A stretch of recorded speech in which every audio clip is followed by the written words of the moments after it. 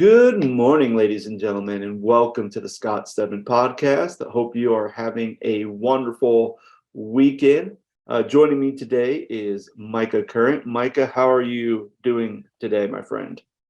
I'm good, man. How are you? I'm tired. You told me that earlier. You said that you were pretty Yes. tired.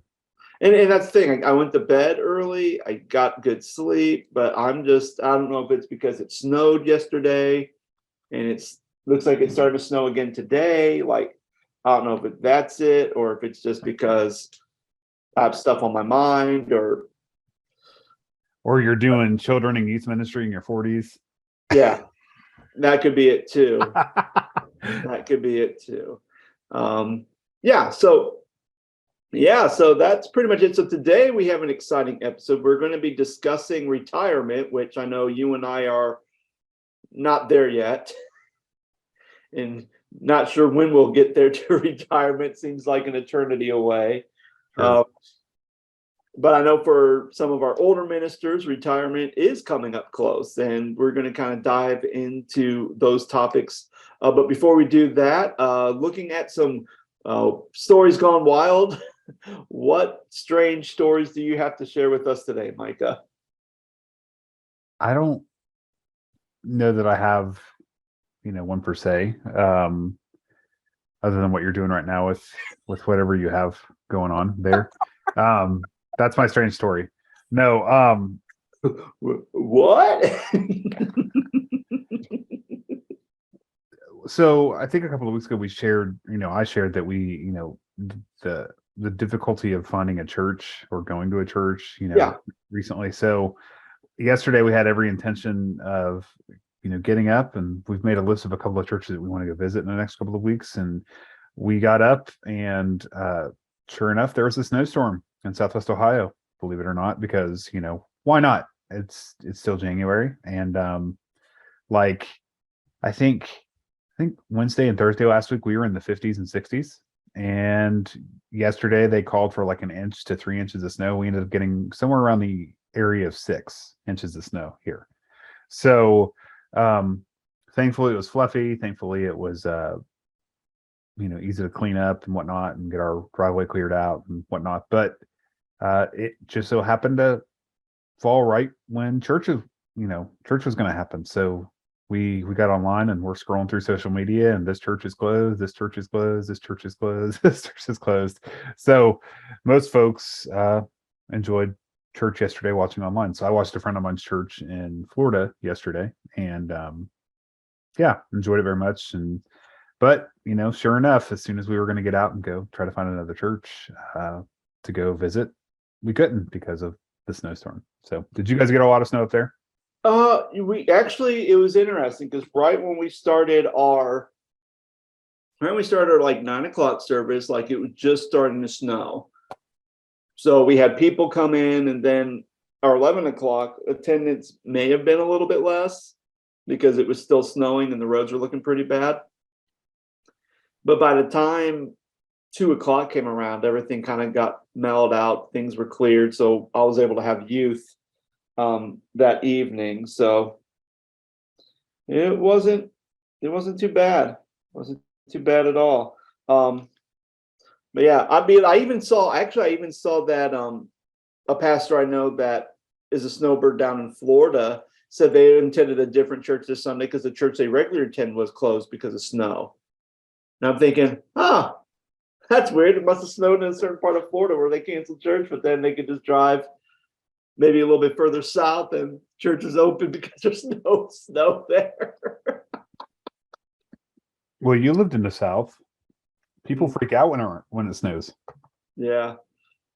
So strange story for me actually happened yesterday. And it doesn't, I don't know if you've ever had this situation, but I feel like every time when I'm like, you know what, I'm going to go lay down for a bit, and I go to try to lay down, that is when I have everybody and their grandmother calling me on my phone, like right when I want to lay down. I think I'm going to start doing that. What? Laying down? You're going to call me like right around when I'm going to lay down? I'm just going to make like an estimated guess of when you're actually going to lay down and try to call you. Please don't. Anyway, but I got a call from my mom, which is unusual because I talked to her yesterday. So it was almost like, okay, why is she calling me? Like so I figured maybe it's an emergency. So I answered the phone. She goes, "Oh, hey, has your sister talked to you?" And I said, "No." And she goes, "Well, their dog passed away." And they started telling me like all the details about my sister's dog passing away. And I'm like, okay, I'm being sympathetic, but at the same time, like, You're like, this isn't helping my nap.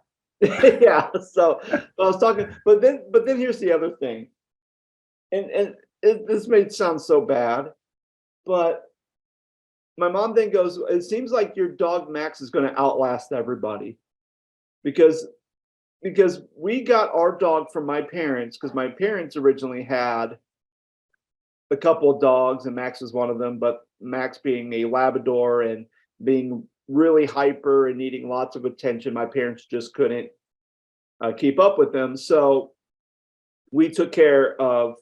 So we decided, hey, we'll take Max off your hands. So um, we've had Max for about 12 years, and he's actually 13 years old. Has severe arthritis, and anytime I'm thinking, man, it's got to be soon. He's gonna pass away soon. It's either he's just gonna go to sleep and not wake up, or it's gonna be to the point where his arthritis and his pain is so bad that he's just not gonna get up. And he's just not gonna be able to move because he's just in so much pain. Um, but yet he continues to outlast all my parents' dogs that they get. He continues to outlast my sister's dog, and Charlie was probably maybe only a year old, like maybe 2 years old, and that's it. And I'm thinking, and me and Laura, we always talk about like, man, when Max does pass away, it's going to be so weird because we no longer have to try to hunt and find somebody to watch our dog when we go on vacation or like house sit or dog sit or anything like that. So, but I just thought that was so strange that like, not only is it like my mom upset that my sister's dog passed away, but then she's making jokes about how my dog's going to live forever. It's just a weird dynamic, I guess. But yeah, that was the weirdest thing that happened to me. Like, and I don't know, like every time, and that's the thing. When people call me when I'm napping, I figured, oh, this must be an emergency or it's something important, and then it's usually nothing. It's usually just like, oh, hey, hey, I want to tell you that your sermon was good this Sunday. You couldn't have told me that while we were at church. Like you had to call me 2 hours later while I'm trying to rest to tell me that. I mean, I appreciate it. I love it. Thank you for calling and letting me know. That makes me feel good. But I really need to sleep. I'm exhausted. I'm tired. But yeah, so that's my strange story today. But I think kind of what the strangest thing is, just like I mentioned before, just talking about retirement. That's something we haven't tackled on this podcast before, and I know that I know some pastors, especially some of the pastors who, when I was a kid or when I was a youth, they're at that point now where they're close to retirement age, and sometimes I hear stories of pastors' retirement, and sometimes it's good, sometimes it's challenging. So we're going to kind of just dive right in. So, Micah, since you're the one who kind of brought this to my attention, kind of give me your thoughts on this whole pastors' retirement. Have you experienced pastors who retired well, didn't retire well, everything in between? Yeah, so I was having breakfast with a friend of mine who's also a pastor, and he's our age. He's right about late 30s, if not early 40s. He's serving as an associate pastor at a church. He kind of handles he's like the jack of all trades, right? He does all the stuff with the building and the maintenance and stuff like that, but he also does, he's in a preaching rotation, and then he also handles a lot of the student ministry stuff, whether it's the retreat or running Wednesday nights, with the kids or whatever. But like he just does it all. And so he and I had breakfast this morning and had a really good conversation about, what a transition to ministry look like, and not necessarily the transition of ministry of, hey, I'm the pastor and I'm leaving for another ministry assignment, or hey, things have gotten ugly and I can't stay, or there's been a scandal, or similar things or topics that we've talked about on the show before. Hmm. More along the lines on what happens when you've been pastoring a church for 25, well, let's just say 20, 25, 30 years, and you're coming up on that 30-year mark in a profession where in most cases, um, you think about the R word, you think about retirement, you think Hmm. about starting your life post work, right? Like you go to college to get educated, and then you get educated to get a certain degree and experience in a certain field, and then you go out and you do that for 30 years, and then once you do that you retire. So and then you go live your best life, and uh I don't know, become a snowbird and go to Florida. You go to the South. People move south. People do different things differently, right? Um, Yeah. and so at that point in their life, hopefully you've planned financially, and you've been able to save money, and you get to the point in that time of your life where you don't have to work anymore. So the conversation was brought up about pastors and retiring, and he looked at me as serious as could be, and he said, I think our pastor is going to preach until he dies. Mm. And so, with that, Scott, do you think that's a good idea? Do you think that's not a good idea? Do you think that's healthy for a church? Do you think that is dangerous for a church because there's no contingency plan? Ooh. Or is it just one of those things where, the church is comfortable, so why rock the boat? But at the same time, you can't just rely on that one person. Yeah. So, what are your It, thoughts on all that? yeah. So I think that's those are the man. That's a lot of stuff to unpack. We should have done one at a time, but I was just thinking out loud as Yeah. we. No, I think that's a good thing. So I think I'll say this much. I think when it comes to pastor's retirement, there has to kind of be almost a reason why a pastor holds on to a position. And I think it's just like with anything, why do people hold on to positions when they know they need to probably let go, or they need to take a lesser role, or they need to, just leave altogether. Um, when you're looking at just kind of just finances and just finances in general, um, what I find so fascinating is I was looking at a site. It's actually on a agfinancial.org, and they're giving insights into a pastor life and why ministers need more support. And they kind of talked about that, you know, the average median income for those who have a bachelor's degree and are over the age of 25 and have a bachelor's degree, in 2015, the median income was $71,221 a year. When it looks at pastors' annual salary is less than that. They say it's 63,314. And when I saw that number, I'm like, wow, that's high. Mhm. Like, that's pretty high. What was it However, again? What was that number? 63,314. This is in 2015. Okay. So I thought, well, that's a little high.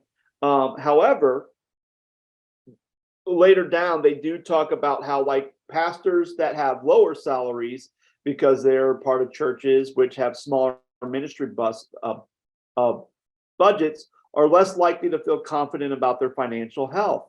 11% of pastors report an annual compensation of $40,000 or less. Now, that seems a little bit more accurate to me. And these pastors are not only struggling financially, but they also express lower satisfaction with their careers or current positions and are more likely to see themselves struggling. Um, on another um, on another thing, I happen to see that where is it? That 1 out of every 10 ministers will actually retire as a minister, Hmm. which I find that very fascinating. Um, and then also they say, like, 50% of ministers that are starting out will not last 5 years. Like, they will just go and they'll just do another vocation. So I think when you look at all these things and talking about retirement, I think if there's a pastor that's holding on too long, I think one of the key things you're going to have to ask yourself is, are they holding on because they truly feel God is calling them to stay, and the elder board and the board of pastoral care, or whatever team that kind of oversees the pastor and their life and their ministry, if they see something and they say, hey, we still think you're doing a great job, we're still seeing a lot of good stuff happening in the church for your ministry. I know you're close. I know you're 70, so you're past retirement age, but we feel confident and we want to have you hold on. And I think if it's that, and there's kind of a vote of confidence from the leadership, then if that pastor stays there to work, I think that's fine. But if a pastor's staying there because it's like, well, I don't have enough saved up for retirement, or I don't have anything saved up for retirement, or it's kind of like one of those things where it's like, I'm always working in ministry churches that have small budgets, so they can't pay me as much. So there's definitely not so every cent that I get from the church is going to support my family or to support me or whatever the case may be. And I don't have anything set up to put into a retirement account or a pension or anything. Then yeah, I think there are some pastors who they keep working and working and working because they're in a position where they just need to be able to eat and pay bills, and I'm not gonna, and I know that sounds kind of negative because I don't think that's why they're just solely doing it. I think they do love doing the ministry and doing what they do, but they're less likely to let go and retire because they don't really have anything to set on, or if they do, it's not going to sustain them for many years, and then they'll have to go back to getting back into ministry or doing some other type of work in their older age because they didn't save properly in their younger years. And a lot of that could just be their choice and not having a good financial knowledge. Or the other thing could be is that they primarily served in smaller congregations that don't have a good support system to give them any extra to help go towards retirement. Sure.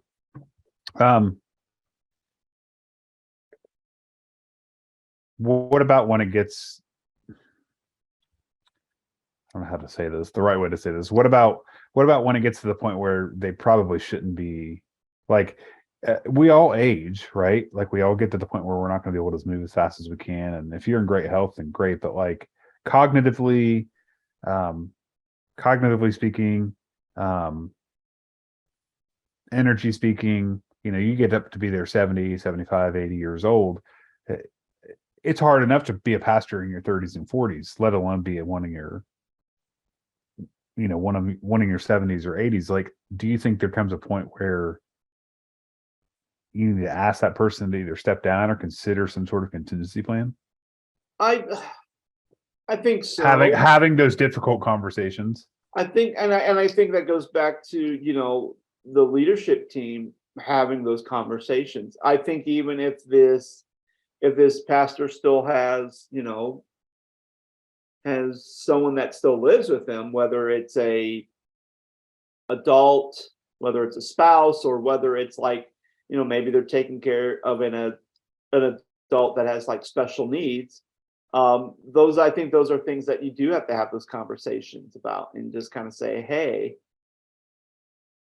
these are kind of things you have to really set forth in and really think about. And if you have a team that's saying, hey, we realize that you're just forgetting key dates, that you're not necessarily being sloppy, but you can tell that there is a dip in something, like, I think it might be on the elder board's part to just not only have that hard conversation with the pastor, but even do it so in a way that's graceful, not to say, hey, your time's up, you're old, you're forgetting things, you're doing sloppy work, so adios. I think there's a thing like, hey, you've done great for this church. We are starting to see some signs where it may be best for either for you to retire, or to find another church to pastor, or even the idea of, hey, but we're going to degrade you down to like maybe a senior ministry, like doing a pastor for senior ministry, and then get a new lead to come in, because you are starting to see some of those things. And I think that's something that not only does the leadership have to kind of be on board with, but I think it's also something that when you do those switch, because you mentioned earlier about comfort zones, if people are comfortable with a certain pastor, then maybe that change could kind of become cumbersome, but then not changing can also be very disastrous as well. So I think it's one of those things where communication is a key, where you're going to have to really lay out a succession plan in some ways, saying, hey, Pastor Tony is going to be retiring in the next couple of years. We're going to start looking for his replacement now. And then Pastor Tony is going to kind of be moved to being more of a seniors pastor, the pastor to senior citizens, and doing a lot more pastoral care. And then the new pastor is going to be more of the lead teaching pastor, and we're going to kind of go from there. And if you have a good plan and everything's kind of all on board with it, then I think there is a way where those pastors who are taking can kind of still serve in ministry if they are not feeling like they're ready to retire, but they don't have to be the person that has to like manage everything. Does that make sense? It does. I think so. I want to piggyback off of what you said a little bit, because like I think one of two things, right? I've seen it done a couple of ways with grace and excellence, and just the idea that, you know, everybody's happy, right? So one of the ways I've seen this done is, you know, Pastor so and so says, you know, I'm in my 60s. I've been pastoring here for the last 12 years or 15 years or whatever. You know, we get older. Time marches on. I think it's time that I step down from being the lead teaching pastor at this church. The church comes back and says, we respect your decision. We would love you to stay. And we'd love you to, one of the things I've seen done is we want you to be pastor emeritus, where you stay on, you stay in a rotation for preaching, you fill in when they hire a new guy, when that person's on vacation or they're out of town on, you know, for various reasons, but they don't have the weight of the world on them anymore. They don't have the responsibility of, leading the church like they once did. It keeps the lay people happy because those folks are still seeing that person. That person still gets the opportunity to serve and preach. And it's almost like a win-win for everybody. The other piece that I've seen done is the pastors, like you said, Scott, they take a role where they're handling another area of ministry and the church, whether it's an executive pastor role or they're handling an associate role. They step down, or a senior pastor or senior ministry role, senior adults, and they lead those areas because they're kind of not to the speed of what it was before to be a lead pastor, if that makes sense. So yeah. Those are two super healthy ways. But I've also seen, you know, people take pride and ownership over being in a ministry super long, for a super long amount of time, and it's not super healthy when it comes to have those conversations. Or they, you know, like I said before when we started this episode, it's like, I'm going to preach till I'm dead. Well, yeah. I don't know if that's necessarily healthy. I don't know if that's okay. Just because you started this church 30 years ago doesn't mean that you should be the one that closes doors. And you have to be okay with that, because, you know, as much as you want to preach until you die, like, the reality is you may not be able to do that and lead a church at the same time. There's a difference in preaching every week and a difference in leading a church every week. Like, you can get up and preach and preach that 35, 40 minutes or however long you preach on a weekly basis, but there's still tasks that go along with leading a church, leading a ministry, leading a staff, leading lay people, preaching funerals, doing weddings, visiting people in the hospital, being involved in the community. And if you're not able to keep up with those responsibilities, then I don't think you have any business leading a church as the lead pastor. Yeah. And I agree with you. And I think kind of the the other side of the coin is when you do have pastors who are like, yeah, I'm going to retire. I'm ready to retire. There's also some challenges with the retirement as well. I had one when I was attending my home church. When I was at my home church, there was a guy there who had good conversations with, and he was talking about, and we're just talking about ministry. He knew I was studying to be a pastor and going through the ordination process, and we're talking, and he kind of mentioned something about how when his dad retired, from the beginning of his dad's ministry to the end of his dad's ministry, he had always lived in a parsonage. The church always provided housing for him. Right. So then when he was very good at saving up all his money. He worked in places that, they're very good at like giving him not only to meet his needs, but had extra to throw back into an account, into his pension. So he has so he could be secure in his retirement and have, money to live off of for, the next, 20 or 25 years to live off of, which hopefully at that point he would be, gone by that point, when all that money runs out that you saved up. But the interesting thing he said is that when his dad tried to buy a house, he could not because he had no equity.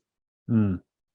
And he was not him and his wife found this nice little house down in Florida, which I know that's kind of like the stereotype. Retired ministers go down to Florida, but he tried to do that and they denied him because he had no equity. So the best he could do was to basically stay in a trailer park and buy a trailer and live in a trailer park community for a couple years so to build at least a little bit of equity so he could kind of get a nice little home in Florida.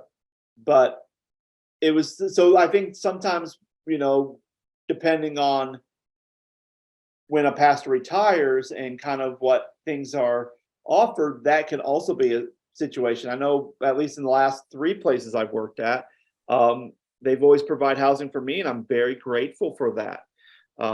Especially this year, because definitely where I'm living at now, I could not afford a house in this community. It's just the prices of houses are ridiculous, to say the least.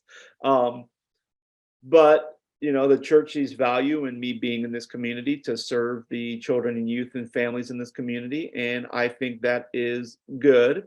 So there's that hope that eventually all the money we are saving, that eventually we can kind of get to that point where we can just say, hey, we're gonna buy our own house in the community now because we have enough money saved up and we can kind of do things. But at the same time, would we be able to? I don't know, because we probably don't have any equity, or we would probably have to say, okay, mom or dad, like go hit me and Laura would have to hit our parents, like sign off on this mortgage or something with us just so we can get a house. Like it's stuff like that where, when you're retired, you can't rely on mom and dad anymore, because I would assume by that point your parents will probably be, passed away, or at the point where they're like 98 and they are barely functioning, being alive anyway. So there are some challenges with retirement in being in ministry. And then I think the other thing is the idea of when you've done something you've loved for many, many years, and then you just say, okay, I'm done. You're not really done, because then you feel like, well, what am I going to do with my life now? Yeah, sure, maybe I want to travel, but then you travel and then you're like, okay, what's next? Like, it's like all the things you want to do, you do them very quickly, or you do it and then you're just kind of like, well, I'm still not satisfied, because your whole identity for the last 40 years has been working in ministry, has been wrapped up in that. Done. So then I know a lot of pastors, they go and become interim, or I know and that's usually the good side. The bad side is that you have pastors who retire, but they stay at the churches they pastored at, and then they make things difficult for the new person who is taking the pulpit, which I have one of my buddies who've had that happen to him in ministry. Which I'm a big proponent of. If you're leaving to retire, you need to stay away for a while once you leave. Absolutely. Just to let the new pastor kind of get settled and and figure out his or her new role and learn the congregation without, without your help, as politely And it's as also, politely as and I would say even that, like, don't answer your phone. I mean, and I know that sounds bad, but how many times has, and I mean, I don't know, but I'm sure there's probably some pastors who've had that experience that pastor retired, new pastor comes up. Obviously, there's some people in the congregation who are just like, eh. So what do? They call and they reach out to the last pastor and they talk to that pastor. And then the pastor says stuff or maybe gives advice or gives wisdom, but they're giving wisdom to only one side of the story and they don't see the full picture. And it's almost like that in itself is kind of causing friction and causing division and kind of setting up not just the leader, not just the pastor, but the church as a whole, setting the church up for failure when that happens. Yeah. Years ago, I was asked to consider being a worship leader at a church, and I went in, and it was not a retirement situation per se, but like the pastor had stepped down because he took another role within like state leadership or another ministry, like nonprofit, whatever, right? And so his associate pastor became the new teaching pastor. And so I remember going in there the first Sunday leading worship and seeing the former lead pastor still attend church there. And this was shortly after they had made the transition from him taking another role within the state or wherever in another nonprofit. I forget what the role was specifically, but like here he was sitting in the front row, and I'm like, this is awkward. Like because he used to be the teaching pastor here and it wasn't too far removed. And it's like, how's the other guy supposed to have any sort of established leadership if you're not willing to step down or like truly step down and step away from this ministry? And I could say the same about retirement when that conversation comes along. And like, and to take it a step further, the conversation I had this morning with my friend that we had breakfast together, he doesn't have any desire to be the next lead pastor of that church. He just wants there to be some sort of plan in place for when the guy actually does decide, hey, I need to step down. Yeah. So, and like context, that pastor and his family planted that church 30 plus years ago. And he's been the only pastor that church has ever had. Ooh. So, which makes that even that much more difficult to have these conversations. Yeah. I remember, geez, this was years ago. There was a church in the Dayton area that I was applying for. And this would have been 2010, maybe. Actually, no, it might have been even earlier than that. It was 2009. And I went to this church and had a meeting with them, and I preached that Sunday. But it was interesting because I'm at that meeting, I'm asking about the history of the church, and I found out that they've only had one pastor, and it was the person who, founded the church. The wife of this pastor was still living in the parsonage. And the people who are on this search committee, and even on, which was basically the elder board, were two of the three children of this pastor. And just asking questions and talking to them and everything, they made a comment saying, when Dad was dying, we asked Dad, oh, what's one thing that you're worried about? And he said he was worried about the church. So the family kind of took it upon themselves that they need to, protect the church and help, guide the church. And it was interesting too, because a buddy of mine at camp, his dad used to pastor this church. So I called him and asked him about it. And immediately when I said something to him in person about this church, just his nonverbal reaction to me saying something just told me everything I needed to know about it. It was like eyes got big, like almost like I just told them the scariest story in the world was the reaction. And then he tried to play it out very not calmly and very respectfully, but I knew I knew it wasn't a good fit, which eventually it wasn't. I preached there and then I got ghosted. And then probably about 3 months later, I get a call from them like, oh, hey, Pastor Stedman, we like to have you come back to preach again and see if you're still interested in position. And I'm thinking, well, no, like, no. But then I also knew what happened. It's like they probably thought, no, we don't like this guy. We have some other candidates we like better. They didn't want the position. So now I was the sloppy seconds or sloppy thirds, or sloppy fourths. And it's like, nope, I'm good. Thanks. So I just denied it. I'm like, yeah, no, I'm not going to go there. I don't even think that church is open anymore. I think Isn't closed. that a great feeling, getting ghosted by a church? Oh yeah, maybe that's a topic for another day about getting ghosted. Oh, That's what I was going to say too. I was like, maybe that's another good conversation about for another topic for another podcast.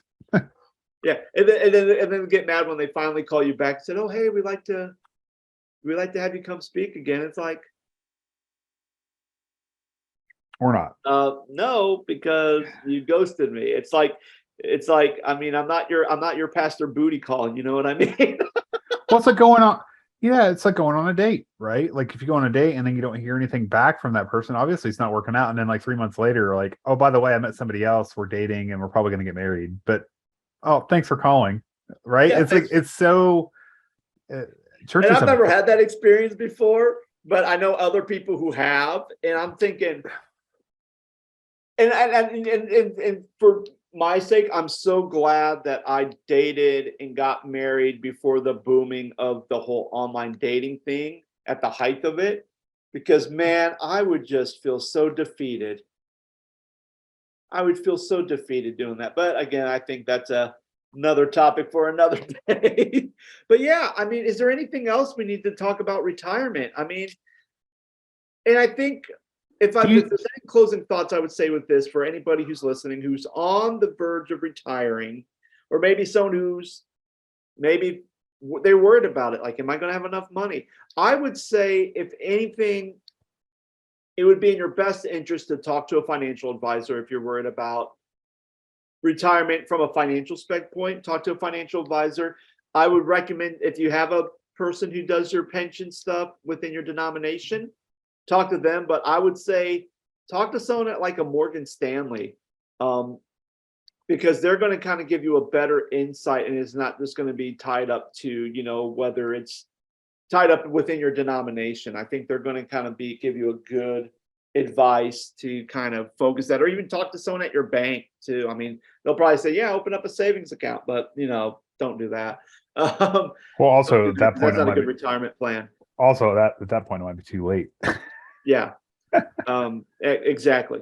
But then I think for those who are looking at retiring, but maybe you're worried about, oh, well, is the church going to do well? Or here's the thing. Every time when I hear that conversation, I just have to like slap myself sometimes, because it prevents me from slapping the other person, because it's not our church to begin with. Sure. And if we are so narrow-sighted and have such a small faith that the church would stop functioning and it would just fall into a pit of chaos when one person leaves, then we don't have faith in not only Christ, the one who sacrificed himself for us, but then we also don't have faith in his body. And we feel like that the pastor is the savior of the body of Christ, which no, we are not the savior of the body of Christ. Jesus is the savior of the church, not me, not you, not Pastor Tom, Pastor Ed, Pastor Lynn. Like, it's not us. So if you have that approach, I believe you need to kind of have a heart to heart with Jesus and just to basically say, Lord, just give me the peace to walk away. And just have me trust, and then basically just kind of come to that point. Like, it's the same thing with the cup with Jesus in the Garden of Gethsemane. Not my will, but yours. Yeah. Maybe you don't want to drink the cup of retirement because you feel like you still have to hold on to do stuff in the church, or maybe you're worried about Maybe you're not necessarily worried about the church falling in disarray, but maybe you're worried about, because you've been there at the church for so long, that the other people in that church are not going to be accepting to the new person. And if that's the fear you have, then obviously there is something within your ministry there that you didn't do well, that you have a congregation that's going to react so poorly to that, or you just don't have a very good view of your congregation and they will act absolutely fine with you being gone and a new person showing up. Yeah. I think that, like, one last thing to kind of wrap it up is that I think, in those transitions and those conversations, something that I've learned, and probably you have learned as well, Scott, is that even not in retirement, even just in transitions in general, like, the church is going to survive. It's and my wife and I always had this conversation anytime we made a ministry transition. It was like, the church was there before we got there, the church is there while we were there, and the church is going to be there well after we're gone. So you just have to be at peace about that. And I think the same goes for the retirement conversation. If you poured your heart and soul into that ministry for a number of years, God bless you, and God's going to bless you and honor you and take care of you. But you just have to have faith that it's going to be okay when you walk away from that, and just have to have that peace and the comfort to know that that's going to be the right decision. And I think in most cases, Scott, that does happen. Yeah. Do you agree with that? I mean, like, in most cases, like, it'll what's that phrase? What will be. Like, yeah. It's like, it'll be okay, right? And Yeah. I think the same thing goes for retirement in any profession. Like, it's going to be okay. Like, when you decide to hang it up and walk away, it's just. Yeah, I mean, if God can take care of you in the ups and downs of ministry, he will still take care of you when you retire. Yes. No.